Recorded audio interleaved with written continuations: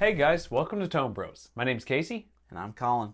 We're going to get started with our current topic of the day, which is the Nano Cortex. Casey, tell me about it. So this is the little brother to the Quad Cortex, basically, right? Okay. You've checked that whole thing out. It's got the touch screen, you can move stuff. The foot switches are like knobs. Like, Right. it's crazy, right? Everybody wanted one. It was out of stock for freaking ever. So it's getting out there, but this is the little brother. So this is a smaller version of a pedal. Kind of looks like a double pedal. Kind of reminds me from the looks of, I haven't seen one in person, but it looks like the kind of the size of that Kernum Ridge. You know, Okay, one yeah, pedal yeah, that was yeah. out there. Kind of like similar look and layout, kind of as that too. It's 2 channels, so you get 2 different channels in there. It's got separate outs for each channel, so you could run them in different places if you want. Do like a wet dry thing, or however you want to do it. You could technically do like wet dry wet with it, or you could just send them to different places.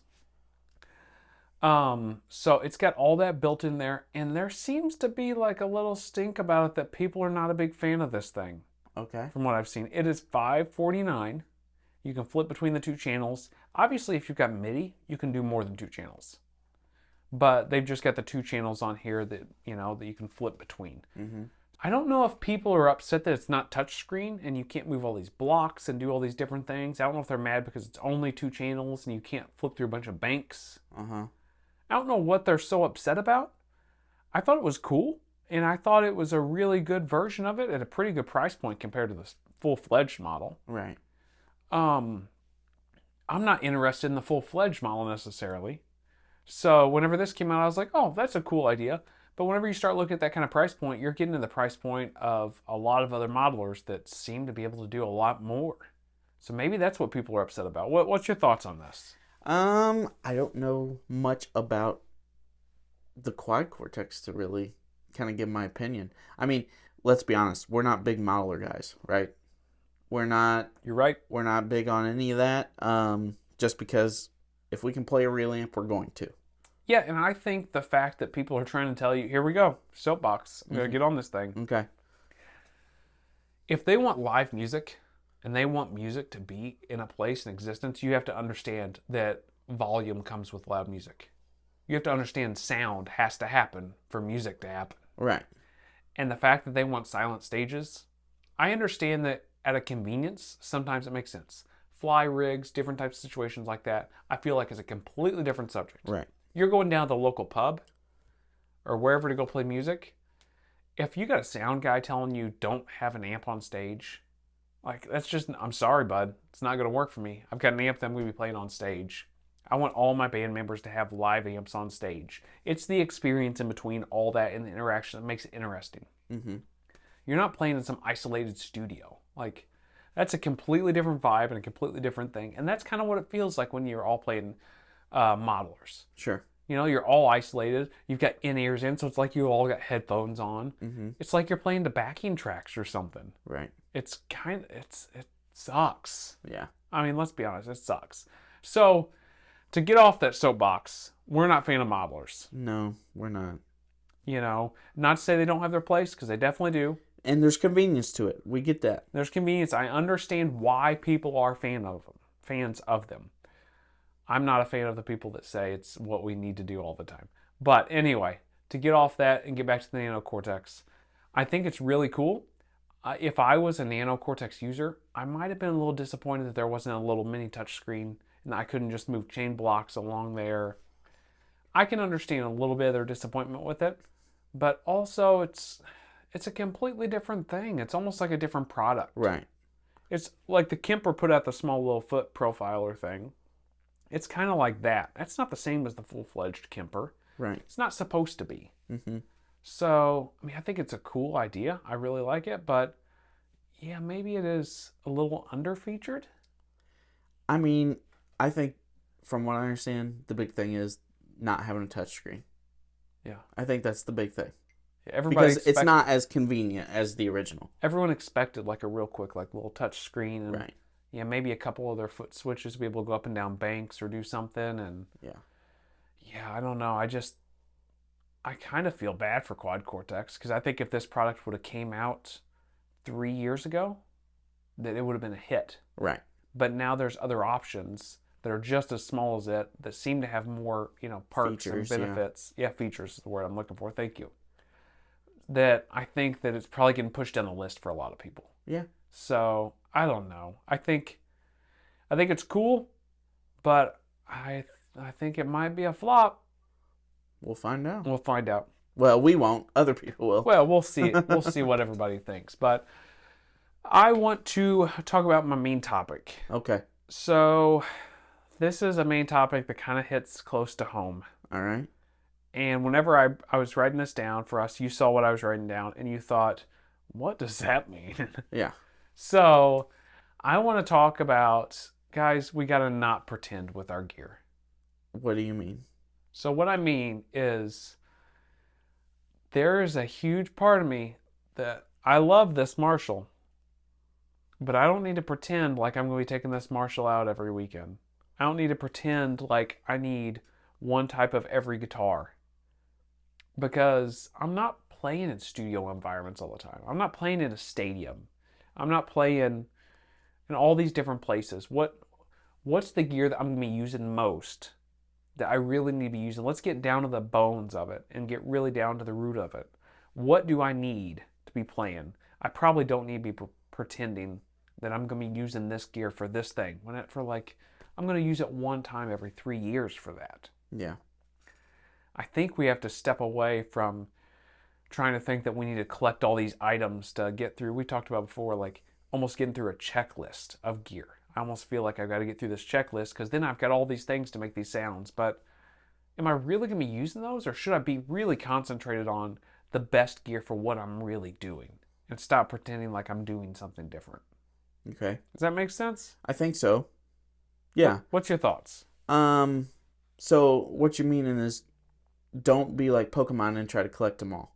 Gotta catch them all. Yeah, kind For of. the sake of collecting them all. Yeah, and don't pretend like you're going to be using a piece of gear for something that, like, no, you're probably really not. Like, let's get a little more realistic with it. Okay. Yeah. I think, well, I mean, it's our human nature. I feel like that we want to try to get as many sounds that we're interested in when it comes to guitar stuff, and try to collect everything that would be really cool to have. Right. I mean, you've talked about you're interested in a 2-rock. Yep. Is that something that you would use all the time when you got a deluxe reverb? No. Oh, well, maybe if I had it. I don't know. But the deluxe is probably the one that's going to go out with me most. Right. Yeah. If you had a Blues Junior, would you use this deluxe? Yeah, that's hard, right? That's what I'm saying. So, I mean, I'm calling you out. I can call myself out. Yeah. I've got a Vox AC15 head and cab. I don't use it because it takes up space. But I got a Tweed Deluxe that's really not great for the gig. The Vox has an attenuator on it. Yeah. So, like, if I could marry the two in an idea, that'd be great. Yeah. But I can't do that. Deluxe is so much easier to carry, So move much easier. around. Yeah, it takes up less space. I've got a Bogner Alchemist. It's great, but it is so heavy. I don't want to take it anywhere. Yeah. I've got a vintage Bassman head that really just sits at home because I'm afraid to take it out. And also, it's like a history piece. Yeah. I love the sound of it. It's the sound of my head. But am I going to take it anywhere? No. Yeah. So, I think there are things that we need to be honest with ourselves, like, what is the best piece of gear for the gig that we're doing? But also, like, if you play in a bunch of different genres, or if you play in a bunch of different bands that are very different from each other, I mean, you kind of do have to collect them all. Yeah, and we play a lot of styles. And when we play with different people, we do cover a lot of styles. Yeah, we can we do. cover everything from heavier rock stuff to like old school bluegrass stuff, depending on who we're playing with, and everything between. Right. So we do feel like we need Not to cover that we're a lot of good stuff. at any of it. Yeah, I'm but, not saying we're great at any of it, but like, well, that's what we attempt to play. Yeah. And I think for us, there is a lot of gear that we've got to have to cover a lot of ground. But I do find myself going down the rabbit hole sometimes of like really wanting and gassing for a piece of gear to, lead into our next segment here a little bit, but gassing for a piece of gear that I'm probably not going to use that much. Right. I should probably be more concentrated, more concerned with the gear I'm using currently on my day-to-day basis. Honestly, I feel like the biggest like proponent of this topic is pedals, because there's so many pedals where like we need this, and we get it, and we use it, and then it goes in the bin. Yeah. And then we get another pedal, and it goes in the bin. And then there's pedals I've thought about selling, like my full tone OCD. I've thought about selling that thing 1,000 times. Guess what? I'm using it on the gig I play. Yep. You know what I mean? So I think it totally depends on, what you're actually doing. But I think pedals are the biggest proponent of like pretending what we need, or, pretending to try to have all the sounds or something like that. The pedals are hard too because it feels like the topping on the ice cream, right? Like you've got your bass stuff, your amps, and your guitars. And then depending on what drive pedal you want to use that night, depends which topping you're putting on. Do you want those M&Ms? Do you want sprinkles? Yeah. But I think my biggest issue is I go down rabbit holes.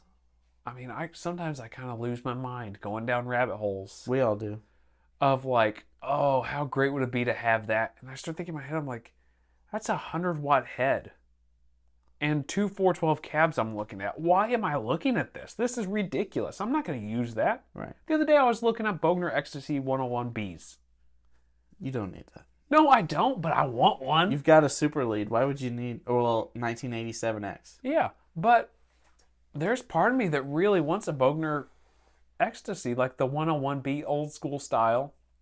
It would be cool. It would be cool, but I don't need that. Like, why am I pretending like I need that or could use? Honestly, I could use it for practice at home or like just jamming at the house. But I'm not going to take that to a gig. Right. Well, I could, but it would be ridiculous. Little overkill. A little overkill. Mm-hmm. So I've kind of got to like pull the reins in a little bit on myself because I can go down some wild routes with things. Yeah. I think I'm better with guitars. And my pedals, I feel like maybe it's me just like trying to justify it, but I feel like I kind of don't care how many pedals I end up with in the grand scheme of They things. take up less space. They take up less space, but also like I've had tons of pedals like you're talking about with your OCD that have fallen off my board. And then years later, I haven't touched this pedal in forever. A gig comes up or I buy a new amp or something and that pedal comes back in the fold and it's like the mainstay. Yeah. So pedals are a little trickier for me. Like just because I get a new delay pedal doesn't mean I need to dump an old delay pedal. Mm-hmm. And also there isn't like a delay pedal out there. I guess there technically is some, but there's not a delay pedal out there that's way bigger and way more obnoxious and way more delay than what I need versus an amp. Right. It can be way bigger, way more obnoxious, and way more than what I need for the gig. Yeah. So I guess my point in saying all this and bringing it up is maybe we just need to be a little more cautious about how many rabbit holes we go down with this gear. Oh, I mean, we're literally a channel about gear, and you can't help it sometimes. When you're just flipping through and you're just like, all right, here's another thing like I could use. Here's another thing. Oh, look at that. It's kind of like going in a hardware store and you're like, well, I could use that tool. Yep. I could use that. Like you could spend your whole life savings going in, hardware store. So Yeah. Well, thanks, Reverb. yeah, thanks a lot. So let's move on to gas or pass. This one's your gas or pass. Yeah, so this is, I don't even know if you would just call it a pedal. It's an interface.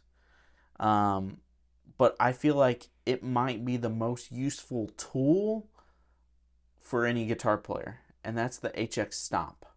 Okay. It's right now I think it's on sale. It's normally like $700. It's like $650 right now when we're filming this. But not only does it have pretty much any effect you would need, has a built-in tuner. You got IR cab simulators. You got amp simulators. You can send it to the front of house. I mean, and it's got, presets in it. You can flip through some screens. The only thing is it's a little tweaky, right? Yep. And when I say a little tweaky, it's probably a lot tweaky. It's like that guy that was at your show here a while back with his shirt off. He was a little tweaky. He was a little tweaky. Just a little tweaky. But it really is probably the best all-around tool for a guitar player. And, even if you don't have one on your board, it probably would be something that would be super useful down the road or whatever the case may be. So, I don't know. What are your thoughts? Is an HX Stomp something you want, or are you going to pass on it? Oh, well, I think the HX Stomp is really great for a lot of people, and I'm not one of those guys. Okay. Why? I think it's great for tweakers that want to go through there and set up a bunch of settings, but I don't want to be tweaking through a bunch of stuff. I honestly don't want a pedal that does a bunch of the delays and stuff that I have to flip through a bunch of presets to get to. I don't want to do a bunch of that stuff. I just want to get down to business with that type of pedal.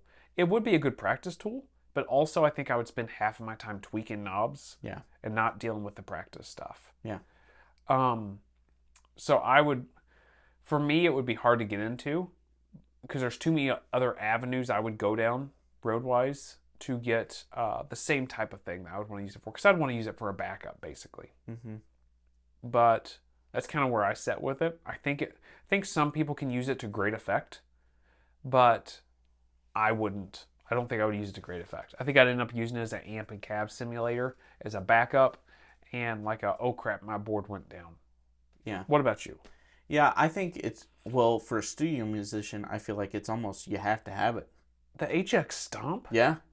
Because it does anything you need to, as far as effect-wise. Maybe not necessarily the cab simulation and all that, but, as far as effects go, that or the HX1, which, newsflash, I'm a really big fan of, and I bought one, actually, because it's a good do-it-all pedal, but I don't need the cab simulation or anything like that. So, the also really awesome thing with it is you can have a couple effects on at a time versus the HX1 is just one. Yeah. Right. So, I don't know. To me, the HX Stomp is super user-friendly as far as like the amount of features it has. What's not so user-friendly is that little screen that you gotta move where everything's at, and especially if you're doing some MIDI options, you're changing you know what I mean? So it can be a headache, but I think if you can just focus on the things that you only need and preset those in there, it'd be fantastic. Would you want to use it for all the other effects, or just like amp, cab simulators, practice tool type thing? What would you use it for? I think it could serve as an all-in-one pedal, whereas your board goes down or your amp goes down, and that's what you plug in. Like one of the two things goes out, and you can plug that in and you're good. So it's really an old crap tool. Or, you're in a session or you're playing at home and you just want this one sound and it's in there. Yeah. Oof, I don't know. I just can't justify it, I don't think, for me, for that. Because I don't think I would have it set up, ready to go for my whole gig if my whole board went down. I don't think here I go. You are the king of bad things happening at gigs. Yep. So maybe you are concerned with your whole board going down. Are you that concerned with your whole board going out? I'm concerned with everything. I am a ball of nerves on stage because something's going to happen. Yeah. Something's going to happen. Huh. I'm just waiting for it to happen. It's like, what Band-Aid can I put on everything? And the HX Stomp sounds like it could be a Band-Aid for a lot of things. Okay. Well, maybe. Maybe so.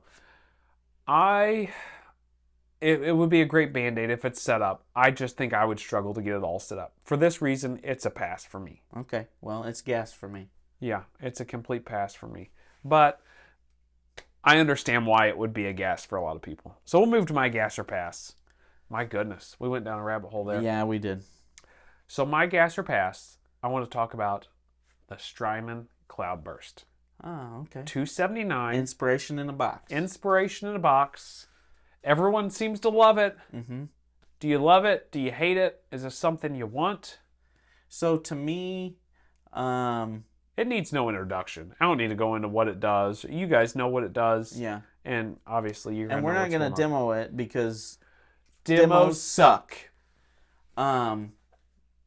I think that it's a really cool idea because there are a lot of times, especially if you're playing church gigs, that you need this big sound. You need that wall of sound. Like it's almost like a pad, right, behind your playing with reverb and delay and all that stuff. Right. I think it's really cool for that type of musician that's trying to get that wall of sound.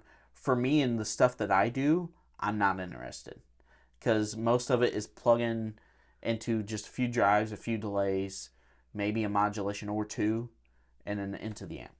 So, for the type of music I play, and it's kind of like going into Don't Pretend Yourself. Right. Like, I'm out. Yeah. Because I don't play that style of music. But if you play the worship gigs and stuff like that, I think it would be pretty cool. Okay. Yeah, I think we are on different places with this. Oh, okay. Yep, surprise. We disagree on something. Yeah. So for me, this is a complete gas. It is like kind of worship music type of like big ambient sounds. You can't turn that stuff down where the shimmer's not there. It's just straight up reverb. But I don't want to use it for that. I want to use it for the big, huge sounds. And I want to use it for a practice tool. I want to throw it down with a looper and play with it. I don't know that I would use it on gigs necessarily. Maybe I would. But I want to use it just for fun. Maybe I'm pretending again. Yeah. But I love the idea of being able to just play with it and build some inspiration out of it, to play on top of it and do different things. I think it sounds amazing. I think it's probably going to be one of Strymon's largest sellers and best things they've done in a long time. Even though Strymon kills it, knocks it out of the park with most things. I think the Cloud Burst is going to be one of those things we look back on. It's like, yep, that was a game changer pedal, and everybody was chasing that pedal. So, what's your thoughts on the Wampler Ethereal then? Because that's reverb type pad almost. I like it. I don't think it sounds as good from demos. Here we go again. Yep. We talked about that already this episode, but from what I can tell, I don't enjoy the sounds as much as I do the Cloud Burst stuff. Okay. It's just got something special to it. I don't know. I like the Ethereal. Cloud Burst is something completely different, it feels like. And it's a complete gas for me. It's a pass for you? Completely. Yep. Okay. You want to go ahead and move into your main topic? Yep. So my main topic today is a would you rather game. Okay. All right. So I'm thinking of kind of the gigging musician. All right. There are two paths that most musicians take, and sometimes it depends on the music that you play. Would you rather have a clean amp and have all the drive pedals that you would need, or would you rather have like a Marshall Plexi sound, use your volume to kind of get where you need it? What would you rather have? Would you rather have that clean bass or the dirty bass? I think I would rather have a dirty bass sound and use my volume to get where I want to be. But I think realistically, for the gigs I'm playing and what's going on now, I'm going to prefer the clean bass with multiple drives. Okay. But I really want to use most of the drive from the amp and drive sounds. Right. But I don't think that it's applicable to most of the gigs I'm playing now. Okay. Which gives me the ability to switch up what kind of drive sound I've got. Gives me the ability to do a lot of those things. I think earlier on, I was more on the side of a dirty amp is where I like to be. Right. And I would just use boost pedals to jump up from there. Mm-hmm. But as years have gone on, and I wasn't really using my volume knob that well. I was just using boost pedals basically as a volume knob, which I didn't know better then. But now, as time goes on, I enjoy clean platforms more and more, which I never thought I would say. Right. So, yeah, for me on this, I guess if I have to choose one or the other, I'm picking clean platform. Yeah. What about you? Well, yeah, it's going to totally depend on your gigs that you got going on. I'd say if I could only have one, like there's one option for the rest of my life, you have to go clean with pedals. Like the fact that, you always start with dirt and you'd roll back your volume. Over time, it would just get to you, especially if you're playing really clean like stuff, if you're doing John Mayer type stuff, if you're doing early country stuff, like just wouldn't work. So for the rest of my life, I would have to do the clean with pedals. But I'm kind of like you. If it was my own music and my own style that I like to play, which is Black Crows, Allman Brothers, that type of stuff, I'd choose the dirty amp every single time. Yeah. Yeah, that makes sense. I don't know anymore. I like an amp on the edge of breakup, not quite super clean and not quite super dirty. So maybe I fall in between technically. Right. But yeah, the more as time goes on, I like the cleaner platforms, and I can kind of adjust my sounds from there. Even for my own preference now, I think the more I think about it, the more I lean that way. The more I don't want a super dirty sound. You know what's funny is when I was younger, Unless it's a Marshall. well, there you go. What's funny is when I was younger, I always thought like, I was big into heavy metal, so I was like Ubershaw all the way.